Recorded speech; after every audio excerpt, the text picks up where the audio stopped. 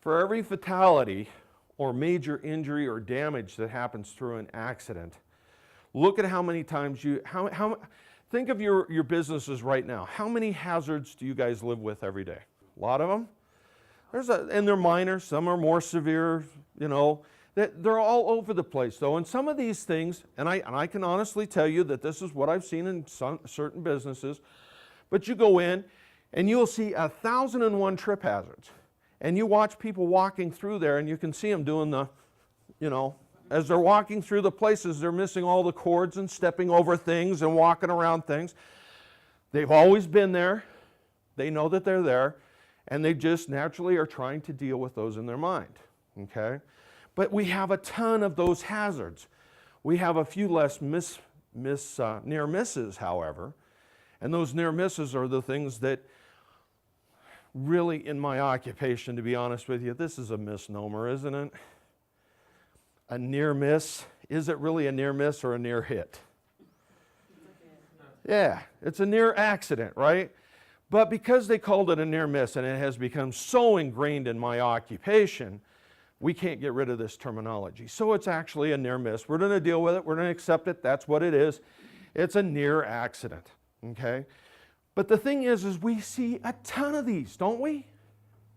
Now, sometimes they're really hard to track, they're really hard to see, but they are out there. And they do happen. People do things that are silly, almost turns into something, they're embarrassed, they don't want to report it, there's all kinds of things that happen, but there's a ton of them out there.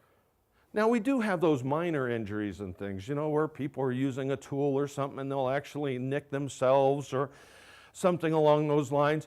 We have those near minor injuries or accidents, those things. But as far as fatalities, hopefully you guys aren't having that many, right? You probably see more major injuries, something that comes up where someone actually does something a little bit more than just minor damage to themselves and things like that. This is where we want to talk about the difference between accident investigation and incident investigation, because if you do accident investigation, you have to wait until something happens. You have to wait until it turns into something major enough for you to take a look at. So something actually, some damage has to exist or something along those lines. That's not being very proactive, is it? Because now you have to wait for something to happen. What we want you to do is we want you to get into incident investigation, and that means that you're going to include near misses. Now that means that you're going to have some challenges now in trying to track that and some of those other things, but those things are out there. If we start focusing in on those things, we know what's going to happen. Do you honestly believe after a fatality or a major injury that that's the first time that's ever happened? No, you've been telegraphed.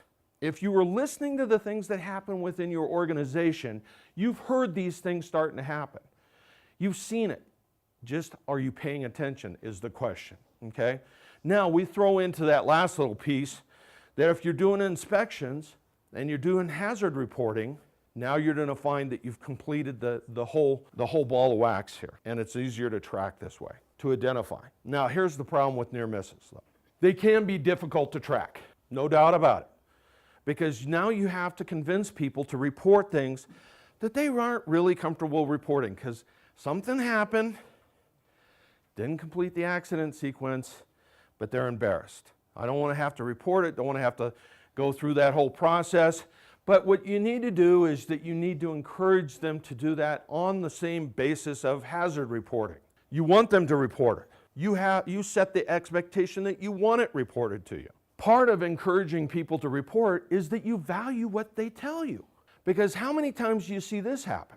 Somebody comes up and says, hey, you know, this almost happened. It didn't, but it almost happened. We were just, you know, if he'd turned a little wider, if he'd done this, or if they'd done that, it would have been a full-fledged accident. And they tell their supervisor, and the supervisor goes, but it didn't. It didn't happen, so we're okay. They just poo-pooed the whole report, didn't they? What's going to happen now with the reporting? Yeah. Why would I waste my time and your time? If I reported it to you and you did nothing with that information, why would I bother reporting to you again? Because obviously, it's not going to go anywhere. So we're not going to do that. You want to investigate. You want to take a look. You want to show them that you're involved with this. One of the comments that you made was with the fraud, right? We want to hear back from you guys. We want to hear what's going on when we report something. Do you think your employees are any different? They want to know what they reported to you is being looked at and seriously investigated and taken care of and things like that. So those two things actually go hand in hand. That's the same thing you want to do. If you show value to what your expectations are, what you want from these folks, this is what's going to help you out, okay? Now, here's going to be the hardest part in all this. You have to leave the discipline out of this process. And I've had people, you know, I even had an HR person in a class one time when we were talking about accident investigation, and she swore up and down that you had to hang somebody out to dry to make an example of so that you would stop other people from doing the same thing. The problem is if you discipline, what's going to happen to the reporting? It's going to stop. The same thing. It's going to stop. So here, man, I'll tell you what, I retired from the military in '96. And I really, you know, I spent 14 years as a jet engine mechanic, and I got 6 years in as a safety guy, and I'm looking for work. And I thought, man, I want to work for FedEx. I can work out on the ramp. I'll work around aircraft again. This is going to be cool. I managed to get the job. I started working for them, and they got up in front of us, and they said, okay, so here's the rules, guys. We want you to report near misses. Any incident that happens out there, we want to know about it.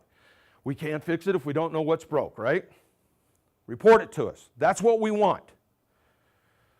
Man, that even sounded good to a safety guy, you know? That's fantastic. This is what they want. Then they open their mouth again. But by the way, if you report too many incidences, apparently you're a walking hazard, and we can't afford to keep you around. So we will have to let you go. What do you think happened to the reporting now, right? So here's how it worked. If you had an incident happen and there's no witnesses, it never happened. Or if something did happen and there's only 2 or 3 witnesses, no, we're going to talk about it over beers after work, right? And I'm buying, right? However, if there's 20, 40, 50 people that have witnessed this, there's no way I'm buying my way out. Now I own it, okay? Yeah, it's okay. This is the thing that you have to really be careful about. You want to make sure that you're encouraging people to do things for the right reason, and you want to leave that discipline out. Does discipline come into play? Yes, but not in what we're talking about today, okay? Not what we're talking about today.